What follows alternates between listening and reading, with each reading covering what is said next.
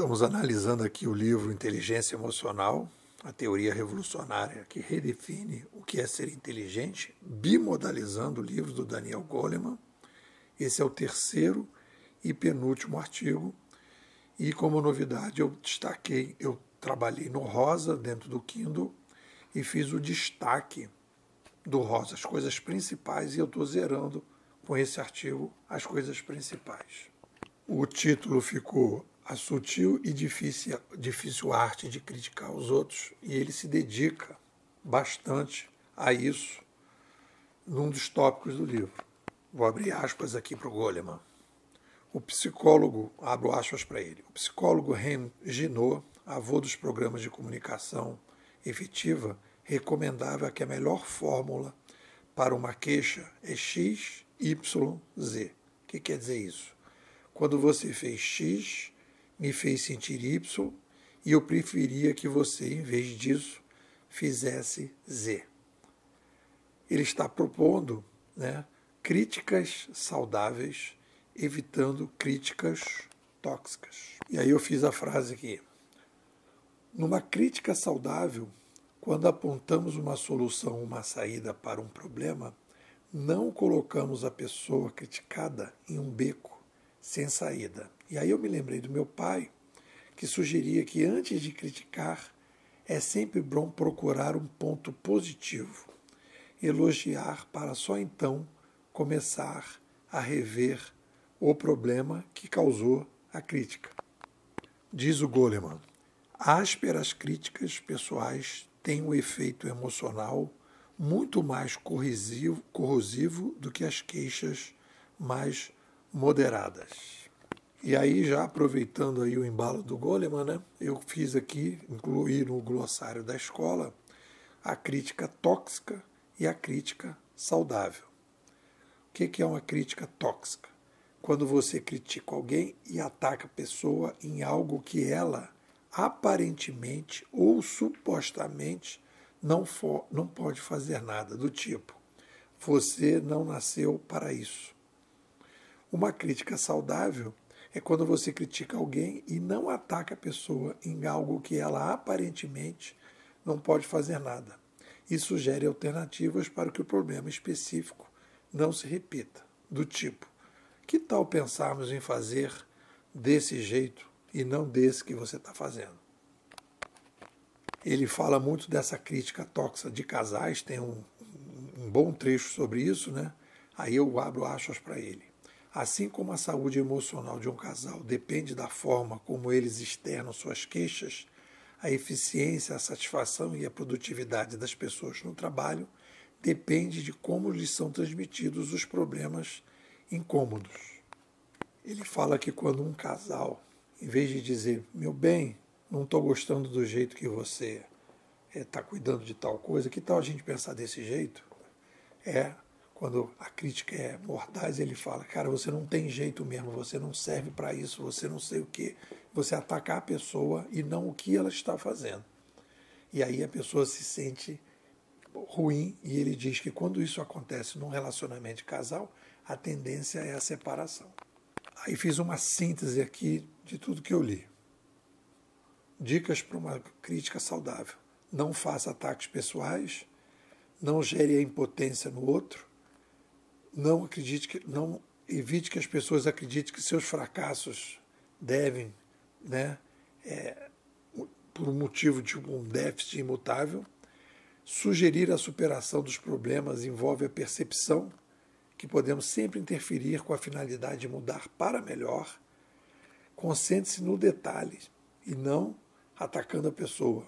Faça a crítica pessoalmente e não na frente de todo mundo e, se possível, presencialmente e não online. Seja sensível, procure entender o motivo do erro. Aí, como a gente tem que receber a crítica, Aí eu diria, que a gente tem que ver como uma informação valiosa. Se a gente tem uma visão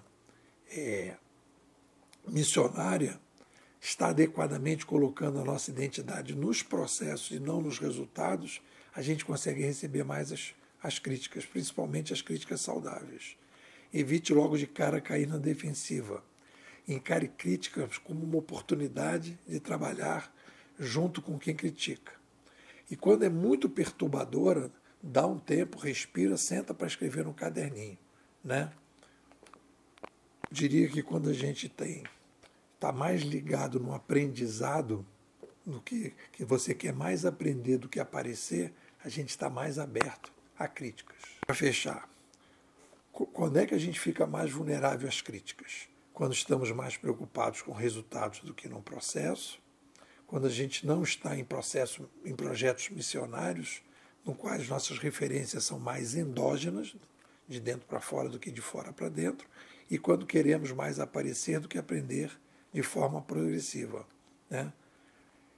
E também quando a gente continua, apesar dos sinais negativos, do lado de pessoas tóxicas.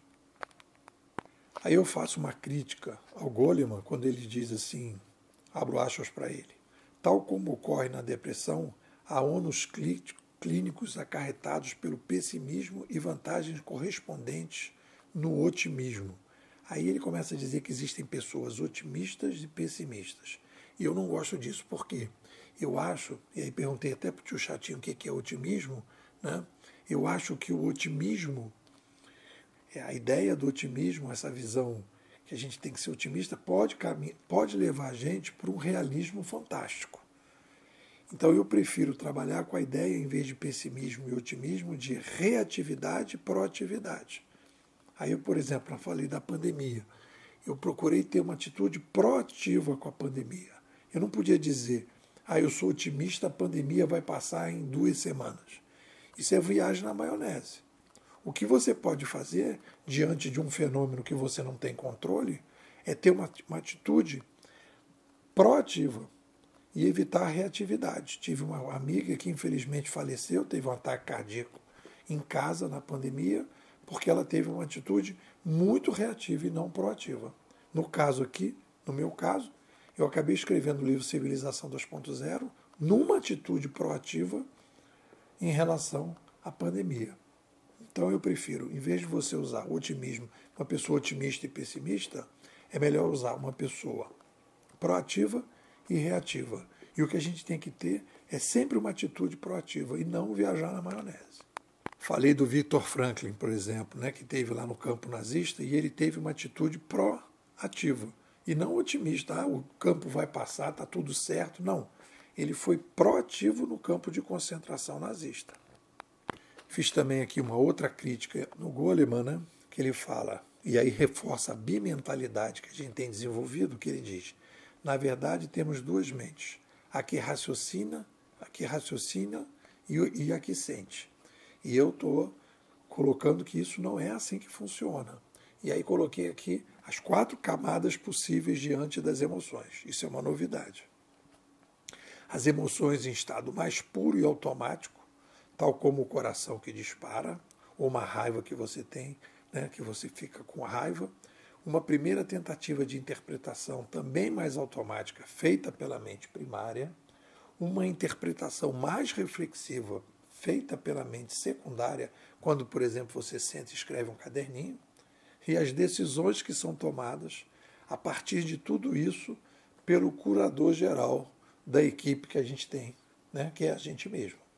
Então você vê, eu tenho uma emoção lá embaixo, a mente primária já vai trabalhando e vai tentando interpretar aquilo, ou vai tendo uma reação, vou dar um tapa na cara desse cara. A mente secundária fala, não, peraí, vamos sentar, vamos ver, não sei do que. E depois a decisão é feita pelo curador geral, que coordena tudo isso. Aí eu botei, não temos uma mente que sente, mas um corpo que sente, da qual as mentes fazem parte e procuram interpretar as emoções para que o curador geral, que somos nós, poder agir. Ainda, emoção é química e as mentes também fazem parte do corpo. Por causa disso, são afetadas por elas. Complemento. Refletir não é assim acabar com as emoções, mas identificá-las e as gerenciar para que se possa ter atitudes melhores sobre elas. E aí sai aqui com uma frasezinha final. Quanto mais uma determinada emoção balança o seu coreto, mais tempo você terá que se dedicar para gerenciá-la de forma mais adequada.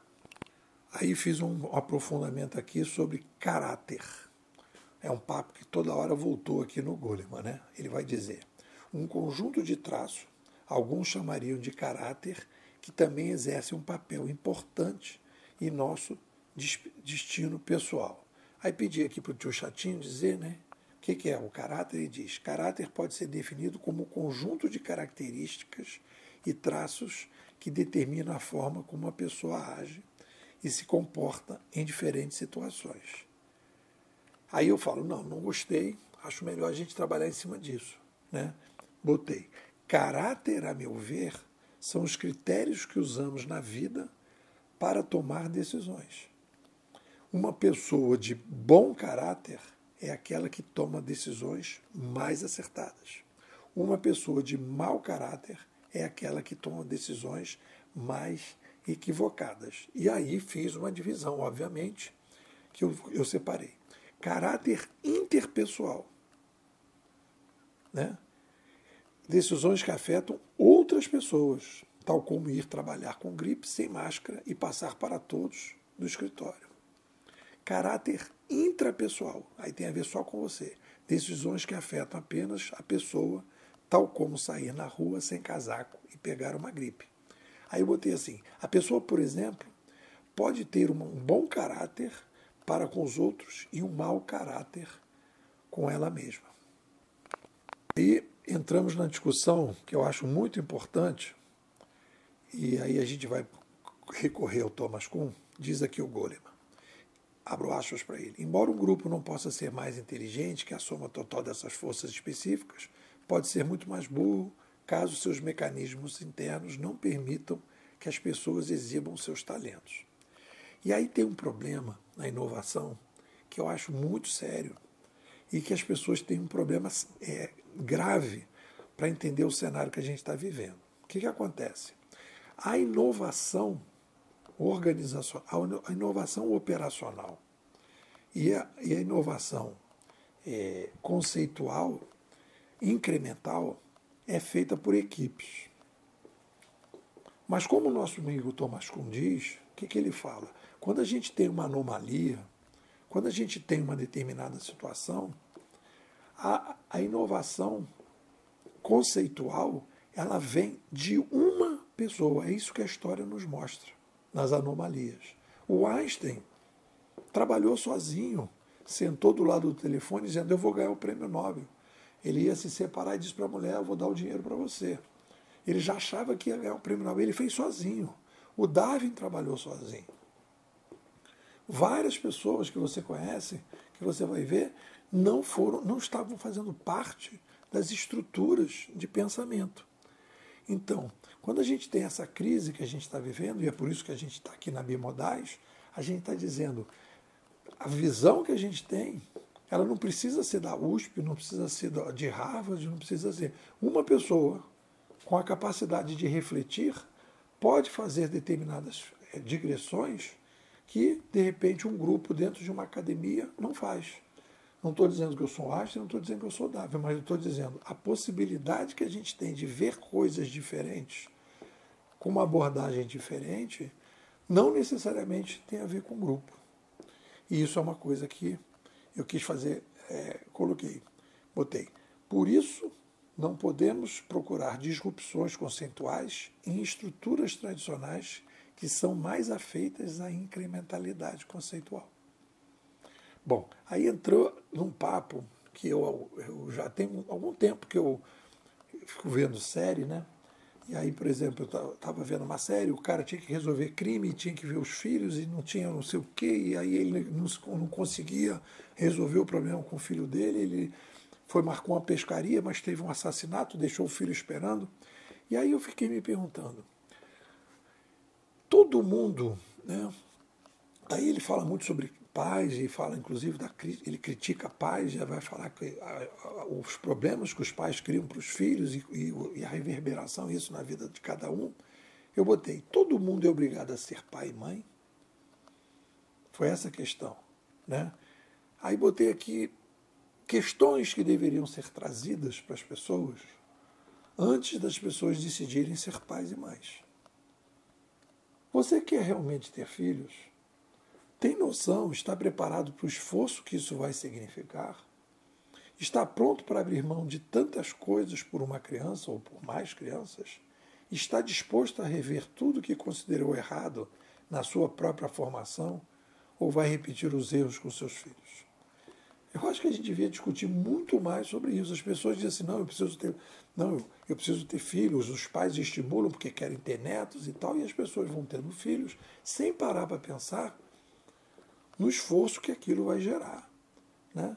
E das consequências. Se ele tiver uma decisão de querer ter um filho e não querer cuidar desse filho, as consequências que isso vai ter para a criança e às vezes até para a própria sociedade. Aí botou Goleman, abro aspas para ele. Enquanto no passado distante a raiva instantânea funcionava como arma decisiva para garantir nossa sobrevivência lá nas cavernas, a eventual disponibilidade de uma arma para um garoto de 13 anos pode resultar numa catástrofe. Aí eu reforço o seguinte: quanto mais a sociedade se torna complexa, mais precisamos de um maior coeficiente de sabedoria. Tem um tema que a gente vai falar muito sobre isso agora na análise do Ikigai, provavelmente o próximo livro que eu vou ler, um outro livro sobre o Ikigai, né? Ele fala: alguns dos mais fortes indícios da existência de uma linha reta que permite que as emoções causem impacto sobre o sistema imunológico. Ou seja, quem vive mais feliz e com menos estresse, vive mais e fica menos doente. Por isso que eu estou mudando, inclusive, o título, né, do nosso livro. Estou chamando agora de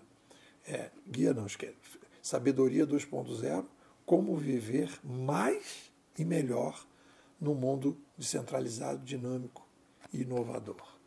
Aí fazendo aí um ping-pong, né?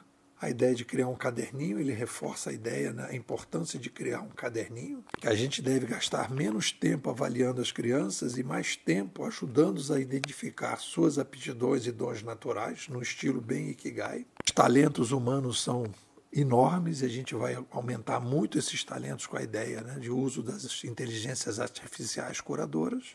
E aí coloquei uma frase depois: quanto mais conheço meus sentimentos, mais consigo dominá-los e vice-versa. Quanto mais aprendemos a reconhecer e dar nomes aos nossos sentimentos, mais chance temos de lidar melhor com eles. Termino com a frase do Aristóteles: o problema não está na emocionalidade, mas na adequação da emoção e sua manifestação. É isso. O que vocês dizem? Bom, pessoal, bimodais. Estamos aí num projetão no desenvolvimento da ciência da inovação, que já teve a sua etapa organizacional com o livro Administração 3.0, teve a sua etapa civilizacional com o livro Civilização 2.0 e estamos agora aprofundando para lançar agora em setembro o livro, o nome atual é Sabedoria 2.0, como viver mais e melhor num mundo mais descentralizado, dinâmico e inovador. Então, o que eu faço? 2 convites, né? Primeiro um convite, você vir para cá. Agora, entrando agora nesse mês, você vai pagar R$200, fica até o final de junho, recebe todos os áudios que a gente produziu no semestre. É uma mega oferta. Se você falar, não tenho tempo, não estou, então você pode fazer um Pix. Quem fizer um Pix de R$60, tem um link aqui embaixo, pode assistir a minha aula de 4 horas falando sobre Civilização 2.0. Ou seja, faz o Pix, contribui com a escola e tem acesso à aula que eu fiz lá no CRI, lá na COP.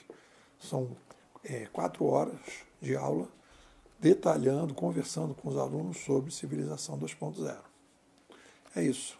Estou contando com vocês ou para entrar para a escola e participar desse projeto de pesquisa em que a gente está trabalhando agora com inovação pessoal, ou contribuir via Pix com 60 pratas, e aí você então pode ajudar e poder se beneficiar também. É isso. O que vocês dizem?